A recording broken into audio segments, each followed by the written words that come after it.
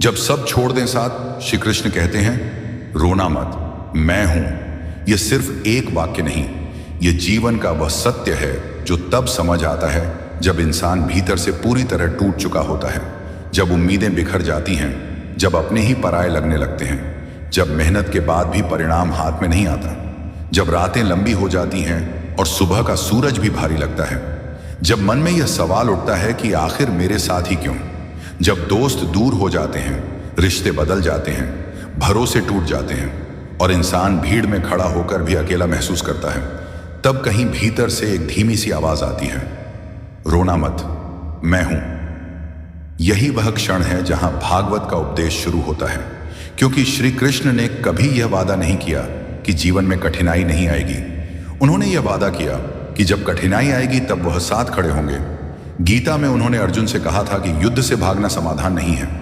समाधान है अपने कर्तव्य को पहचानना, अपने भीतर के भय को देखना और फिर उसे भगवान को समर्पित करके आगे बढ़ना, क्योंकि जो तुम्हारे जीवन से चला गया वह तुम्हारे भाग्य का स्थायी हिस्सा कभी था ही नहीं। जो तुम्हें छोड़ गया वह तुम्हारी आत्मा की यात्रा का अंतिम साथी नहीं था, और जो तुम्हें आज अकेला दिख रहा है वह कल तुम्हारी शक्ति का कारण बनेगा। तुम सोचते हो कि तुम्हें धोखा मिला, पर कृष्ण कहते हैं तुम्हें अनुभव मिला। तुम सोचते हो कि तुम हार गए, पर कृष्ण कहते हैं तुम तैयार हुए हो। तुम सोचते हो कि सब खत्म हो गया, पर कृष्ण कहते हैं यहीं से शुरुआत है। क्योंकि जब इंसान के पास कोई नहीं बचता तब उसके पास भगवान बचते हैं, और जब भगवान बचते हैं तो फिर कुछ भी असंभव नहीं रहता। याद रखो, अर्जुन भी अकेला पड़ गया था, उसके सामने अपने ही खड़े थे। उसके मन में भी मोह था, भय था, भ्रम था, पर कृष्ण ने कहा तुम्हारा अधिकार केवल कर्म पर है, फल पर नहीं। इसीलिए जो तुम्हें छोड़कर गए हैं उनके जाने का शोक मत करो, जो तुम्हारे साथ हैं उनकी कद्र करो, और सबसे बढ़कर अपने भीतर बैठे उस परमात्मा को पहचानो जो हर सांस में तुम्हारे साथ है।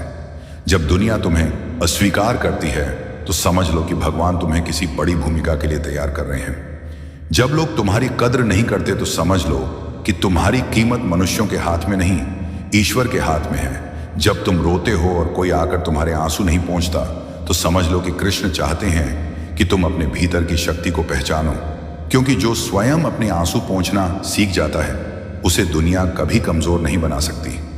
भागवत का सार यही है कि जीवन एक लीला है, हर घटना एक शिक्षा है, हर पीड़ा एक संकेत है, हर अकेलापन एक तपस्या है, और हर तपस्या के बाद आत्मबल का जन्म होता है।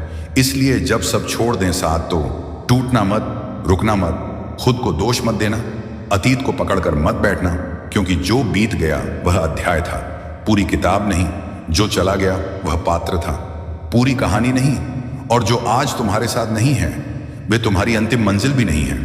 तुम्हारी मंजिल तुम्हारे कर्म है, तुम्हारा विश्वास है, तुम्हारा धैर्य है, तुम्हारी श्रद्धा है। श्री कृष्ण कहते हैं कि जो मुझे सच्चे मन से याद करता है मैं उसके हृदय में निवास करता हूं। इसलिए जब रात के सन्नाटे में तुम्हें डर लगे, जब भविष्य धुंधला लगे, जब दिल भारी लगे, तब आंखें बंद करके कहो, हे कृष्ण मुझे संभालो, और विश्वास करो वह संभालेंगे। लेकिन संभालने का अर्थ यह नहीं कि वह तुम्हारी राह आसान कर देंगे। संभालने का अर्थ है कि वह तुम्हें इतना मजबूत बना देंगे कि राह की कठिनाई तुम्हें डरा नहीं पाएगी। जब तुम गिरोगे तो वह तुम्हें उठने की प्रेरणा देंगे। जब तुम थकोगे तो वह तुम्हें याद दिलाएंगे कि तुम्हारी आत्मा असीम है। जब तुम हार मानने जाओगे तो वह तुम्हारे भीतर जिद जगा देंगे कि अभी नहीं, अभी मुझे आगे बढ़ना है। यही वास्तविक भक्ति है, परिस्थितियों से भागना नहीं बल्कि परिस्थितियों में कृष्ण को महसूस करना।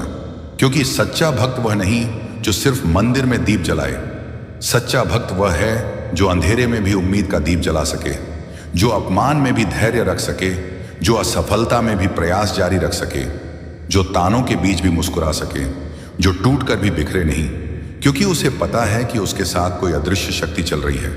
इसलिए आज यदि तुम्हें लगता है कि सबने साथ छोड़ दिया तो इसे अंत मत समझो, इसे भगवान का संकेत समझो कि अब तुम्हें लोगों के सहारे से ऊपर उठकर ईश्वर के सहारे चलना है। अब तुम्हें अपेक्षाओं से मुक्त होकर कर्म करना है। अब तुम्हें तुलना छोड़कर अपनी यात्रा पर ध्यान देना है, क्योंकि तुलना ही दुख का कारण है, अपेक्षा ही पीड़ा का कारण है, और मोह ही भ्रम का कारण है। कृष्ण कहते हैं समत्व ही योग है। यानी परिस्थिति चाहे अनुकूल हो या प्रतिकूल, मन स्थिर रहना चाहिए। जब प्रशंसा मिले तो अहंकार न बढ़े, जब आलोचना मिले तो आत्मविश्वास न घटे, जब लाभ हो तो लालच न बढ़े, जब हानि हो तो निराशा न बढ़े। यही जीवन की परीक्षा है, और जो इस परीक्षा में खरा उतरता है वही सच्चा साधक है। इसीलिए अपने जीवन की हर चोट को आशीर्वाद समझो, हर धोखे को अनुभव समझो, हर असफलता को अभ्यास समझो, क्योंकि यही सब तुम्हें उस ऊंचाई तक ले जाएंगे जहां से तुम पीछे मुड़कर देखोगे और कहोगे, अच्छा हुआ सबने साथ छोड़ा, तभी तो मुझे कृष्ण का साथ मिला। अच्छा हुआ मैं अकेला हुआ, तभी तो मैंने खुद को जाना। अच्छा हुआ मैं रोया, तभी तो मेरी आंखें भीतर देखने लगी। याद रखो, भगवान किसी को खाली नहीं करते बिना उसे भरने के लिए। वह पहले खाली करते हैं ताकि उसमें नई शक्ति, नया विश्वास, नई दिशा भर सके। इसलिए अपने जीवन की इस अवस्था को शाप मत समझो, इसे वरदान समझो, क्योंकि जो अभी तुम्हें दुख लग रहा है वही कल तुम्हारी ताकत बनेगा। और जब तुम मजबूत हो जाओगे तब वही लोग जो आज तुम्हें छोड़ गए हैं तुम्हारी ओर देखकर कहेंगे, हमने उसे कम आंका था। पर तब तक तुम्हें उनकी जरूरत नहीं होगी, क्योंकि तुम्हें समझ आ जाएगा कि असली साथ वह है जो अदृश्य होकर भी हर क्षण तुम्हारे साथ है। इसलिए उठो, अपने आंसू पोंछो, अपने भीतर की शक्ति को पहचानो, अपने कर्म को पूजा बनाओ, अपने संघर्ष को साधना बनाओ, अपने अकेलेपन को आत्मचिंतन बनाओ और अपने जीवन को कृष्ण के चरणों में समर्पित कर दो। क्योंकि जब समर्पण होता है तब भय समाप्त होता है, जब विश्वास होता है तब चिंता समाप्त होती है, जब भक्ति होती है तब अकेलापन समाप्त होता है, और जब कृष्ण साथ होते हैं तब हार असंभव हो जाती है। इसलिए रोना मत, वह हर कदम पर तुम्हारे साथ है। बस तुम्हें चलना है, रुकना नहीं है। गिरना है तो गिरकर उठना है, टूटना है तो टूटकर बनना है, हारना है तो सीख कर जीतना है। क्योंकि तुम्हारी कहानी अभी खत्म नहीं हुई, तुम्हारी परीक्षा अभी जारी है, तुम्हारा उत्कर्ष अभी बाकी है, और तुम्हारे जीवन की सबसे सुंदर सुबह अभी आनी बाकी है। विश्वास रखो, धैर्य रखो, कर्म करते रहो और हर सांस के साथ यह अनुभव करो, जब सब छोड़ दें साथ। श्री कृष्ण कहते हैं, रोना मत, मैं हूं श्री कृष्ण कहते हैं। जब यह वाक्य तुम्हारे हृदय में उतरने लगता है तब तुम्हें समझ आने लगता है कि अकेलापन दंड नहीं, दिशा है। यह हार का प्रमाण नहीं बल्कि आत्म जागरण का प्रारंभ है। तुमने देखा होगा कि जीवन में सबसे कठिन क्षण वही होते हैं जब तुम्हें लगता है कि अब कोई सुनने वाला नहीं, कोई समझने वाला नहीं, कोई थामने वाला नहीं। पर भागवत का संदेश कहता है कि वही क्षण तुम्हें मनुष्यों के सहारे से उठाकर ईश्वर के सहारे पर खड़ा करते हैं। अर्जुन का मोह भी ऐसा ही था। अपने ही संबंधियों को सामने देखकर उसका धनुष छूट गया, उसकी बुद्धि भ्रमित हो गई, उसने युद्ध से पलायन चाहा। तब श्री कृष्ण ने उसे यह नहीं कहा कि परिस्थितियां बदल दूंगा। उन्होंने कहा, दृष्टि बदलो, अपने स्वधर्म को पहचानो, परिणाम के भय से मुक्त हो जाओ और अपने कर्म को मेरे चरणों में अर्पित कर दो। यही वास्तविक शक्ति है, परिस्थिति का अंत नहीं, भीतर के भय का अंत। जब लोग तुम्हें छोड़ते हैं तो वे तुम्हारी आत्मा को चोट नहीं पहुंचा सकते, वे केवल तुम्हारी अपेक्षाओं को तोड़ते हैं, और अपेक्षाएं ही दुख का मूल कारण है। कृष्ण कहते हैं, जिसने अपेक्षा छोड़ी उसने स्वतंत्रता पाई, जिसने तुलना छोड़ी उसने शांति पाई, जिसने मोह छोड़ा उसने साहस पाया। इसलिए आज यदि तुम्हें लगता है कि तुम्हारी मेहनत का सम्मान नहीं हुआ, तुम्हारी सच्चाई को समझा नहीं गया, तुम्हारे समर्पण की कद्र नहीं हुई, तो इसे अपने मूल्य का मापदंड मत बनाओ। तुम्हारा मूल्य मनुष्यों की तालियों से नहीं, तुम्हारे भीतर की निष्ठा से तय होता है। जो तुम्हें अपमान देता है वह तुम्हें धैर्य सिखाता है, जो तुम्हें धोखा देता है वह तुम्हें विवेक सिखाता है, जो तुम्हें अकेला छोड़ देता है वह तुम्हें आत्मनिर्भर बनाता है, और जो तुम्हें रुलाता है वह तुम्हें भीतर देखने की आदत देता है। भागवत का रहस्य यही है कि हर घटना में ईश्वर की योजना छिपी है, तुम्हें गिराकर उठाने की, तुम्हें खाली करके भरने की, तुम्हें तोड़कर गढ़ने की। जब तुम्हारी रात लंबी हो तो यह मत सोचो कि सुबह नहीं आएगी। याद रखो कि सूर्योदय सबसे गहरी अंधेरी रात के बाद ही होता है। श्री कृष्ण कहते हैं, समत्व ही योग है, अर्थात सुख में उछलना नहीं, दुख में टूटना नहीं, लाभ में अहंकार नहीं, हानि में निराशा नहीं, प्रशंसा में मद नहीं, आलोचना में विषाद नहीं। जो यह संतुलन सीख लेता है वह संसार में रहकर भी संसार से ऊपर उठ जाता है। इसलिए अपने संघर्ष को श्राप मत समझो, इसे तपस्या समझो। तपस्या वह अग्नि है जिसमें कच्चा सोना शुद्ध होता है। तुम्हारी आत्मा असीम है, तुम्हारी क्षमता अपार है, तुम्हारी यात्रा दिव्य है। केवल तुम्हें अपने भय के पार जाना है। जब तुम कहो हे कृष्ण मुझे संभालो, तो समझो कि संभालना तुम्हें मजबूत बनाना है, तुम्हें निर्भय करना है, तुम्हें यह एहसास दिलाना है कि तुम्हारा अस्तित्व किसी एक रिश्ते, एक नौकरी, एक असफलता या एक निर्णय से छोटा नहीं है। तुम्हारा जीवन एक व्यापक कथा है जिसमें हर अध्याय का अर्थ है। जो चला गया उसे आशीर्वाद देकर जाने दो, जो नहीं मिला उसे सीख मानकर स्वीकारो, जो मिला है उसके प्रति कृतज्ञ रहो और जो करना है उसे पूरी निष्ठा से करो। यही कर्मयोग है। कर्तव्य करते रहो, फल की चिंता त्यागो और हर परिणाम को प्रसाद समझो। जब तुम ऐसा करते हो तब तुम्हें पता चलता है कि वास्तव में तुम कभी अकेले थे ही नहीं। हर निर्णय में, हर परीक्षा में, हर आंसू में, हर साहस में एक अदृश्य हाथ तुम्हारे साथ था। इसलिए उठो, अपने मन को स्थिर करो, अपने लक्ष्य को स्पष्ट करो और अपने भीतर के कृष्ण को जगाओ। रोना मत, क्योंकि तुम्हारी कहानी अभी अधूरी है। हार मत मानो, क्योंकि तुम्हारी शक्ति अभी पूरी जागी नहीं। रुकना मत, क्योंकि तुम्हारी मंजिल तुम्हारा इंतजार कर रही है। जब सब छोड़ दें साथ, तब यह याद रखना कि ईश्वर का साथ सबसे स्थायी, सबसे सच्चा और सबसे शक्तिशाली साथ है। वही तुम्हें गिरकर उठना सिखाता है, वही तुम्हें अंधेरे में दिशा देता है, वही तुम्हें निराशा में आशा देता है और वही तुम्हें यह विश्वास देता है कि अंततः विजय सत्य, धैर्य और श्रद्धा की ही होती है। इसीलिए चलो, आंसू पोंछो, विश्वास जगाओ, कर्म में लग जाओ और हर सांस के साथ अनुभव करो कि श्री कृष्ण तुम्हारे साथ हैं, अभी यही हर कदम पर। दोस्तों, क्या कभी आपने महसूस किया कि परेशानियों के बीच जीवन ठहर सा जाता है? ऐसे समय में श्री कृष्ण की वाणी सुनना मन और आत्मा को शांति देता है। उनके संदेश हमें सिखाते हैं कि कठिनाई में भी उम्मीद और साहस बनाए रखना चाहिए। सुबह और रात के समय गीता का अध्ययन करना हमारे जीवन को सकारात्मक ऊर्जा और सही दिशा देता है। आइए इस दिव्य ग्रंथ और भगवान श्री कृष्ण के अमृत वचनों को समझें। मित्रों, अगर आप नए हैं तो सत्य साधना चैनल को सब्सक्राइब करें और जीवन में हर दिन श्री कृष्ण की वाणी से मार्गदर्शन पाएं, जहां शब्द कम पड़ जाते हैं और भावनाएं स्वयं अपनी भाषा रच लेती हैं। वहीं से अंतरात्मा की यात्रा आरंभ होती है, क्योंकि मन कोई स्थिर पत्थर नहीं बल्कि प्रवाहित सरिता है, कभी निस्तब्ध तो कभी उग्र, कभी निर्मल तो कभी मथित। श्री कृष्ण ने अर्जुन को समझाया था कि यही मन हमारा सच्चा साथी भी बन सकता है और यही सबसे बड़ा विरोधी भी।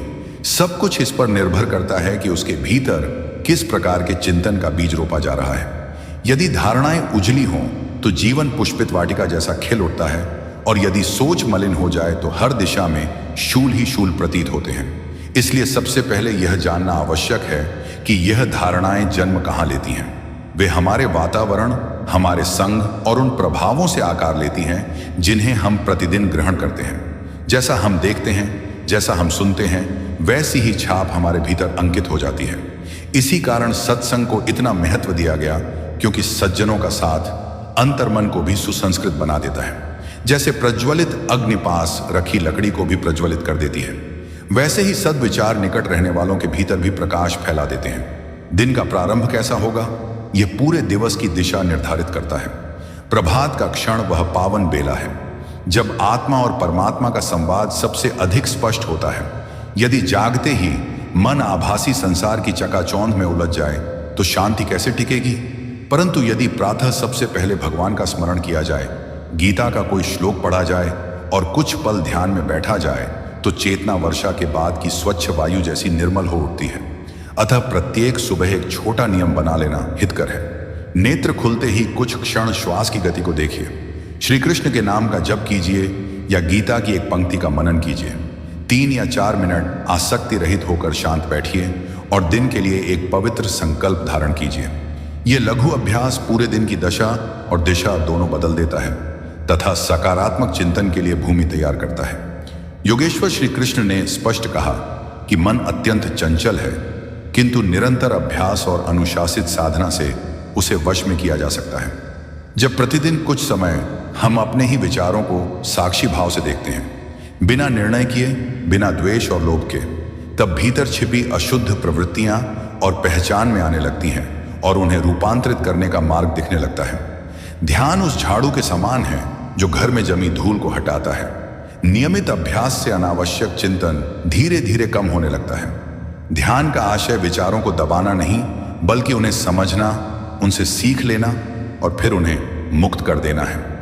यदि मन को स्वच्छ रखना है तो कर्म भी निष्कलंक होने चाहिए, क्योंकि दिन भर यदि चुगली, छल और अहंकार में समय बीते तो बाहरी ज्ञान भी भीतर की गंदगी को नहीं धो सकता। परंतु जब कार्य दया, सेवा, प्रेम और सत्य निष्ठा से किए जाते हैं तो अंतःकरण में स्वतः प्रकाश प्रकट होता है। श्री कृष्ण ने कर्म योग का संदेश देते हुए बताया कि जो व्यक्ति फल की आसक्ति त्याग कर्तव्य निभाता है उसका मन स्थिर और विचार पवित्र रहते हैं। यहाँ निष्कामता का अर्थ लक्ष्यहीनता नहीं, बल्कि स्वार्थ रहित उद्देश्य है। जब कर्म का आधार धर्म और लोक कल्याण बनता है तब मन शांत रहता है। नकारात्मक सोच प्राय तब जन्म लेती है जब आत्मविश्वास डगमगा जाता है और तुलना का विष भीतर उतरने लगता है। गीता का उपदेश है कि अपने स्वधर्म पर अडिग रहना ही श्रेष्ठ है, चाहे वह पथ कठिन क्यों ना हो। जब व्यक्ति अपने मार्ग पर दृढ़ रहता है तब बाहरी आलोचना या नकारात्मकता उसे विचलित नहीं कर पाती। आत्मविश्वास अंतर्मन को निर्मल बनाए रखता है और कर्म पर विश्वास दृढ़ करता है। चिंतन में परिवर्तन तब आता है जब कृतज्ञता जीवन का हिस्सा बनती है। श्री कृष्ण का प्रत्येक कार्य समर्पण से पूर्ण था, किसी लोभ से नहीं। यदि प्रतिदिन यह भाव जगे कि जो कुछ उपलब्ध है वह ईश्वर की कृपा है, तो ईर्ष्या, जलन और लालसा स्वतः क्षीण होने लगती है। स्मरण रहे, शांति संपत्ति से नहीं बल्कि शुद्ध विचारों से उत्पन्न होती है। अनेक धनी लोग भी बेचैन दिखते हैं, जबकि अल्प संसाधन वाले भी संतोष से मुस्कुराते हैं। कारण केवल अंतर्मन की पवित्रता है। इंद्रियों पर संयम विचारों को उज्जवल बनाता है। जब हर आकर्षण के पीछे भागते हैं तो चाह और मोह मन को मैला कर देते हैं। परंतु जब इच्छाओं को दिशा देना सीख लिया जाता है तब मन स्वतंत्रता का अनुभव करता है। संयम दमन नहीं बल्कि अंतः शक्ति का परिचायक है और यही शक्ति श्रेष्ठ चिंतन की रक्षा करती है। जीवन में छोटे छोटे परिवर्तन आरंभ कीजिए। आहार, व्यवहार और श्रवण की आदतों को संतुलित रखिए। अनावश्यक चाहतों को पहचानिए और धीरे धीरे घटाइए। जब कोई तीव्र इच्छा उठे तो स्वयं से पूछिए कि यह वास्तविक आवश्यकता है या क्षणिक आकर्षण। यह सजगता मन को सरल और सुदृढ़ बनाती है। कभी कभी अंतर मन में प्रश्न उठते हैं कि मेरे साथ ही ऐसा क्यों हुआ, या मुझे वह क्यों ना मिला जिसकी कामना थी। ऐसे क्षणों में स्मरण रखिए। मित्रों, श्री कृष्ण कहते हैं, हे पार्थ, प्रत्येक अनुभव विकास की सीढ़ी है। जो मिला है वही आत्मोन्नति के लिए उपयुक्त था। यदि यह दृष्टिकोण दृढ़ हो जाए कि हर परिस्थिति में कोई ना कोई शिक्षा छिपी है, तो शिकायत का स्थान स्वीकार्यता ले लेती है और मन प्रार्थना में झुक जाता है। जहां प्रार्थना की सच्चाई होती है वहां ईश्वर की उपस्थिति अनुभव होती है। प्रत्येक दुख को गुरु मानकर उसे सीख ग्रहण कीजिए और आगे बढ़ने का निश्चय कीजिए। यही दृष्टि धीरे धीरे समूचे चिंतन को रूपांतरित कर देती है और मन को उस अवस्था तक पहुंचा देती है जहां शब्दों से अधिक भाव बोलते हैं और भीतर शांति का प्रकाश स्थायी हो जाता है। अनेक लोग अपने ही मन में उठते विचारों से संघर्ष करते करते थकावट का अनुभव करने लगते हैं, क्योंकि वे समझते हैं कि नकारात्मक सोच को बलपूर्वक दबा देना ही समाधान है, जबकि श्री कृष्ण का मार्ग इससे भिन्न है। वे सिखाते हैं कि मन को कुचलना नहीं बल्कि समझना आवश्यक है। जब कोई अशांत करने वाला विचार उठे तो तुरंत प्रतिक्रिया देने के स्थान पर ठहर कर उसे देखिए। स्वयं से पूछिए कि यह भावना किस जड़ से निकली है। क्या यह किसी छिपे भय, किसी पुराने आघात या अधूरे अनुभव से जुड़ी हुई है?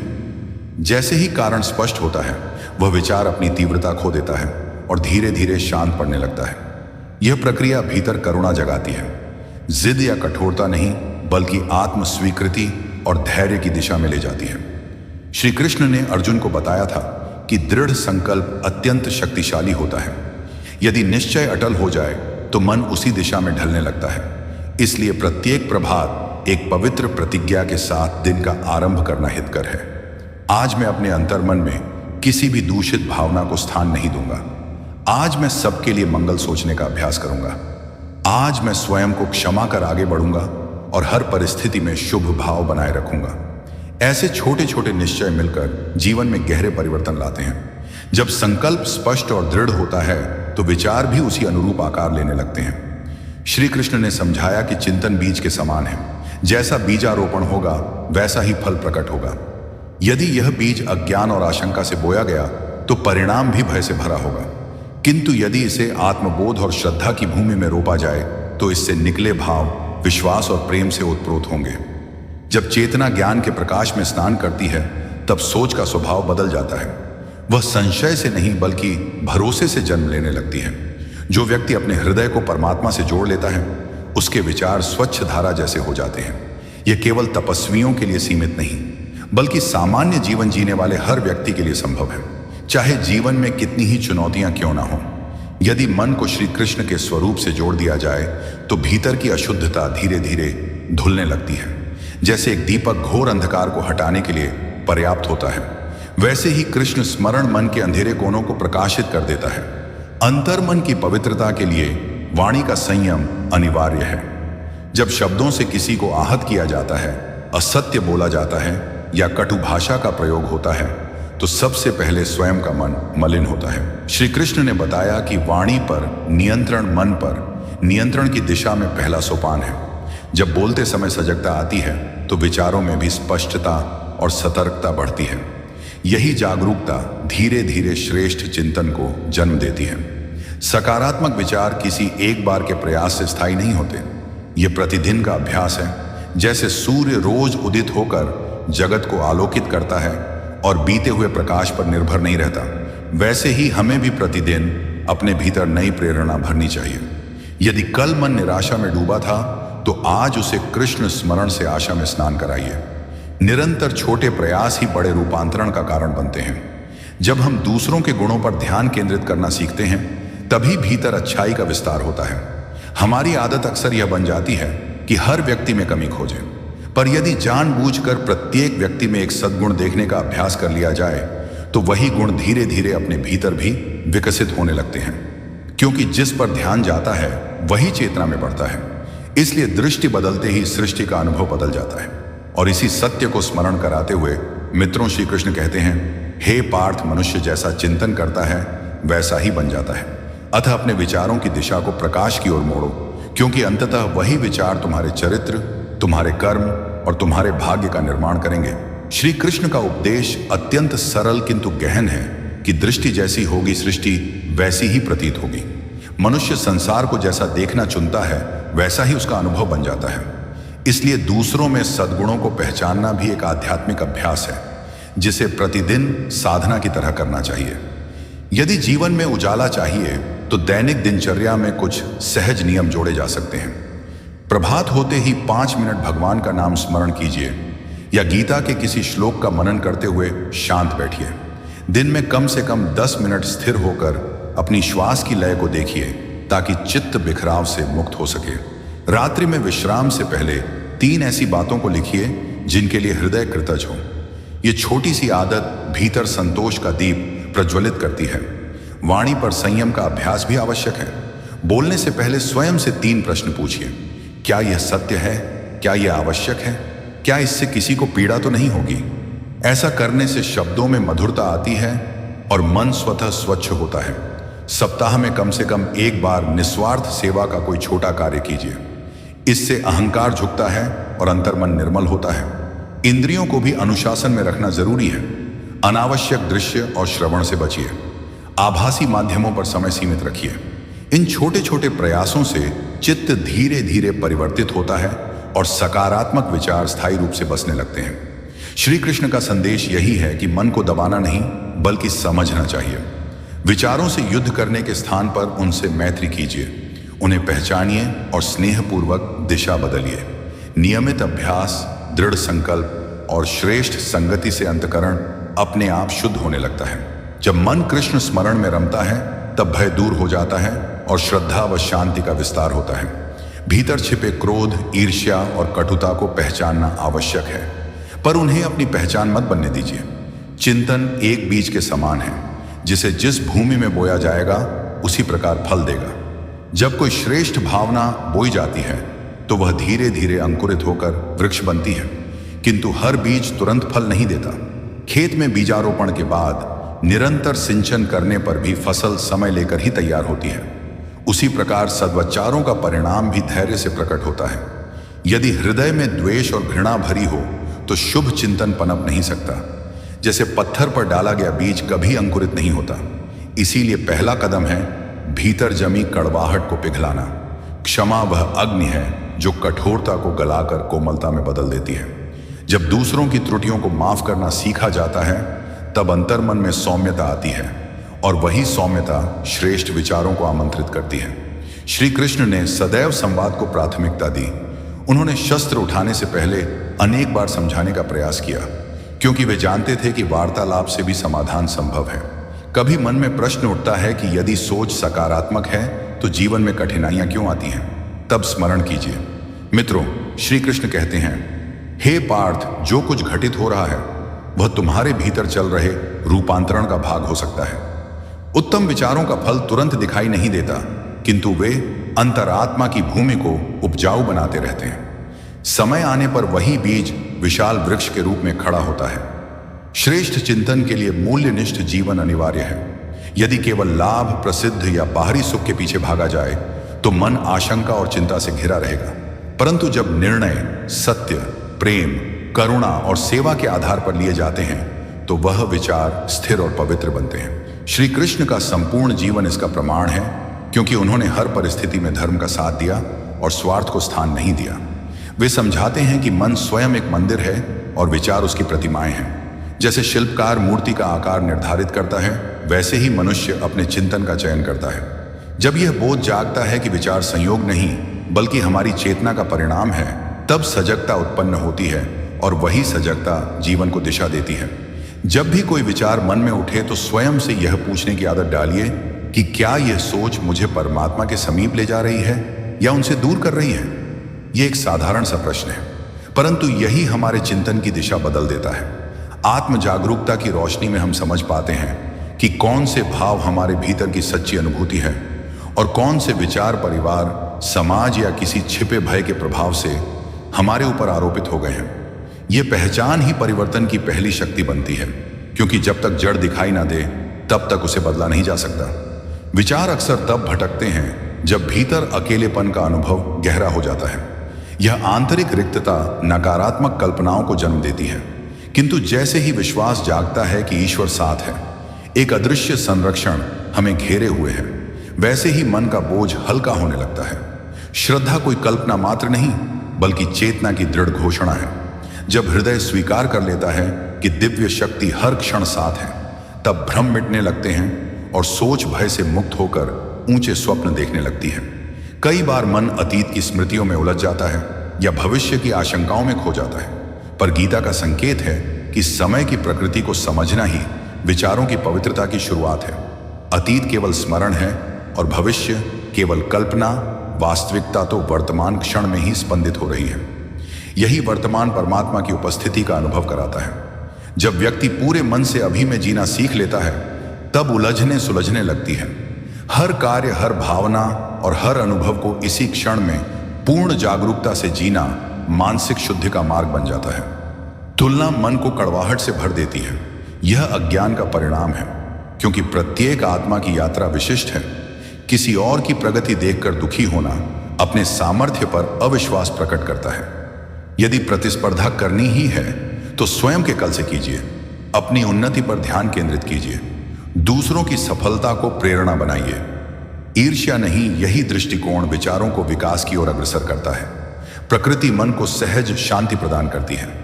श्री कृष्ण ने वनों की गोद में समय बिताया, गोकुल की भूमि पर स्नेह और आनंद के साथ जीवन जिया। प्रभात में उगते सूर्य को निहारना, पक्षियों की ध्वनि सुनना, वृक्षों की छाया में निस्तब्ध बैठना, ये सब चित्त को स्थिर करते हैं और सोच को निर्मल बनाते हैं। प्रकृति मौन गुरु की भांति हमें संतुलन सिखाती है। रचनात्मक अभिव्यक्ति भी अंतर मन को ऊंचा उठाती है। लेखन, नृत्य या कोई भी सृजनात्मक क्रिया मन को सरल और सकारात्मक दिशा देती है। कृष्ण की बांसुरी केवल ध्वनि नहीं थी, बल्कि आत्मा का स्पर्श थी। जब भीतर का कलाकार जागता है, तब संसार में सौंदर्य दिखाई देने लगता है और जहां सौंदर्य की अनुभूति होती है वहां सद्भाव स्वतः जन्म लेता है। भय ही नकारात्मक सोच की जड़ है।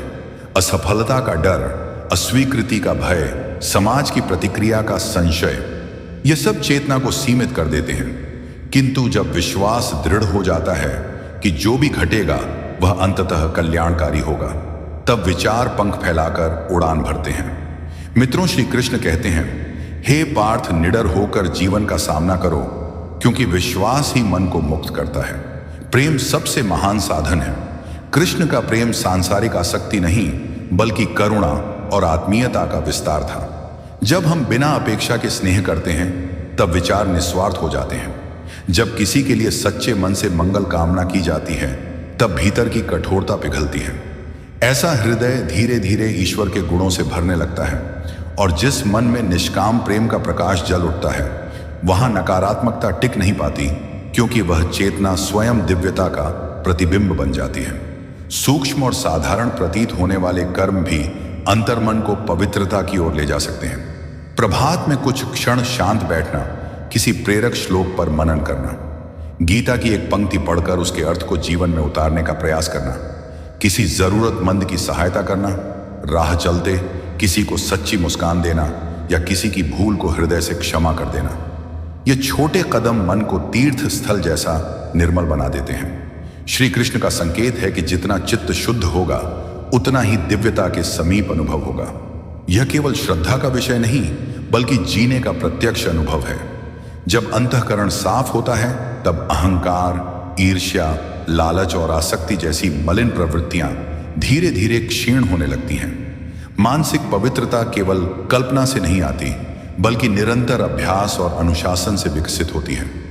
गीता का उपदेश है, योगस्थ होकर कर्म करो, अर्थात कार्य करते समय भी भीतर संतुलन बनाए रखो। जब प्रत्येक कर्म सजगता के साथ किया जाता है तब चेतना अज्ञान के अंधकार से बाहर निकलने लगती है। यह मार्ग सरल नहीं। स्वयं अर्जुन ने स्वीकार किया था कि मन अत्यंत चंचल और बलवान है, उसे नियंत्रित करना कठिन प्रतीत होता है।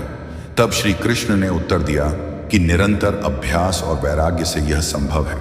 अभ्यास का अर्थ है बार बार सजग प्रयास करना, और वैराग्य का आशय है उन आकर्षणों से दूरी बनाना जो मन को दूषित करते हैं। यही आंतरिक तप व्यक्ति को भीतर से रूपांतरित करता है। मौन अत्यंत गहरी साधना है। जब व्यक्ति शांत होकर अपने विचारों का साक्षी बनता है तब स्पष्ट होता है कि कौन से भाव स्वाभाविक है और कौन से बाहरी प्रभावों का परिणाम। निस्तब्धता में मन स्वयं से मिल पाता है और वहीं सत्य की ध्वनि सुनाई देती है। प्रतिदिन कुछ समय शांत बैठने का अभ्यास कीजिए। जब चित्त स्थिर होगा तब भीतर की स्पष्टता बढ़ेगी और वही स्पष्टता मार्गदर्शन बनेगी। उन आदतों से दूर रहना आवश्यक है जो सोच को प्रदूषित करती है। निरंतर संदेह, अनावश्यक तुलना और नकारात्मक सूचनाओं का अत्यधिक सेवन, यह सब मानसिक विष के समान है। वैराग्य का अर्थ संसार त्यागना नहीं, बल्कि उन तत्वों से दूरी रखना है जो पतन का कारण बनते हैं। जो उठाते हैं उन्हें अपनाना और जो गिराते हैं उन्हें छोड़ देना ही सरल नियम है। प्रतिदिन रात्रि में कुछ क्षण आत्म परीक्षण कीजिए। आज के विचार, वचन और कर्मों का मूल्यांकन कीजिए। क्या उनसे किसी को लाभ हुआ या कष्ट? यह छोटी सी समीक्षा अंतर्मन को परिष्कृत करती है और सुधार की दिशा दिखाती है। सेवा चित्त को निर्मल करने का प्रभावी साधन है। जब बिना प्रतिफल की अपेक्षा के सहायता की जाती है तब हृदय का कठोरपन गलने लगता है। सेवा दृष्टिकोण को व्यापक बनाती है और दूसरों के दुख को समझने की क्षमता देती है। इससे नकारात्मक भाव स्वतः कम हो जाते हैं। सादगी भरा जीवन श्रेष्ठ विचारों का साथी है। अत्यधिक भोग, दिखावा और लालसा मन को अशांत करते हैं, जबकि सरलता शांति को आमंत्रित करती है। जीवन जितना संतुलित होगा, सोच उतनी स्पष्ट होगी। संगति का प्रभाव अत्यंत गहरा होता है। जिन लोगों के साथ समय बिताया जाता है उनका असर अनिवार्य रूप से चिंतन पर पड़ता है। इसलिए ऐसे साथियों का चयन कीजिए जो प्रेरित करें, ना कि गिराए। कभी कभी श्रेष्ठ विचारों का परिणाम देर से दिखाई देता है। धैर्य आवश्यक है। जैसे वृक्ष को फल देने में समय लगता है, वैसे ही सकारात्मक चिंतन का प्रभाव भी धीरे धीरे प्रकट होता है। जब भीतर परिवर्तन दिखाई देने लगे तो समझिए बीज अंकुरित हो चुके हैं। विचार और कर्म परस्पर जुड़े हुए हैं। यदि सोच उज्जवल होगी तो आचरण भी श्रेष्ठ होगा और परिणाम भी अनुकूल होंगे। परंतु फल की चिंता, त्याग, कर्म करना ही गीता का सार है। मित्रों, श्री कृष्ण कहते हैं, हे पार्थ, कर्तव्य करते रहो और परिणाम को मेरे ऊपर छोड़ दो, क्योंकि निष्काम कर्म ही मन को वास्तविक स्वतंत्रता और शांति प्रदान करता है। जब अंतर्मन के विचार स्वच्छ और उजले हो जाते हैं, तब आचरण अपने आप संतुलित और सही दिशा में चलने लगता है। इसीलिए प्रतिदिन किसी प्रेरक वचन या गीता के श्लोक का मनन करना अत्यंत लाभकारी है। वह श्लोक हो, कोई भक्तिपूर्ण पंक्ति हो या कोई सरल आध्यात्मिक संवाद, नियमित चिंतन धीरे धीरे सोच को पोषण देता है और भीतर सकारात्मकता का संचार करता है। यदि कुछ छोटी आदतों को दिनचर्या का हिस्सा बना लिया जाए तो विचारों की शुद्धि सहज हो सकती है। प्रभात में उठकर 5 से 10 मिनट शांत बैठे, एक श्लोक पढ़ें और उसके अर्थ को जीवन से जोड़कर समझने का प्रयास करें। दिन में कम से कम एक दया भाव से भरा कार्य अवश्य करें, चाहे वह किसी को स्नेहपूर्ण मुस्कान देना ही क्यों ना हो। प्रतिदिन कुछ समय प्रकृति के साथ बिताएं। खिड़की खोलकर ताजी हवा लें, आकाश को देखें, वृक्षों के नीचे थोड़ी देर टहलें। प्रकृति चित्त को स्थिर करती है। जब भी नकारात्मक विचार उठे, उसे पहचानें और तुरंत किसी सकारात्मक वचन या स्मरण से उसे बदल दें। रात्रि में सोने से पहले आत्मचिंतन करें, आज क्या श्रेष्ठ हुआ और क्या सीख मिली, क्योंकि विचार बीज है जिन्हें सजगता से बोना आवश्यक है। क्षमा का अभ्यास मन की कठोरता को पिघलाता है और भीतर को कोमल बनाता है। जीवन को मूल्यों पर आधारित रखें, लाभ से अधिक धर्म और सत्य को प्राथमिकता दें। विचार और कर्म परस्पर जुड़े हुए हैं। यदि सोच उज्जवल होगी तो आचरण भी श्रेष्ठ होगा और परिणाम भी अनुकूल होंगे। परंतु फल की चिंता, त्याग, कर्म करना ही गीता का सार है। मित्रों, श्री कृष्ण कहते हैं, हे पार्थ, कर्तव्य करते रहो और परिणाम को मेरे ऊपर छोड़ दो, क्योंकि निष्काम कर्म ही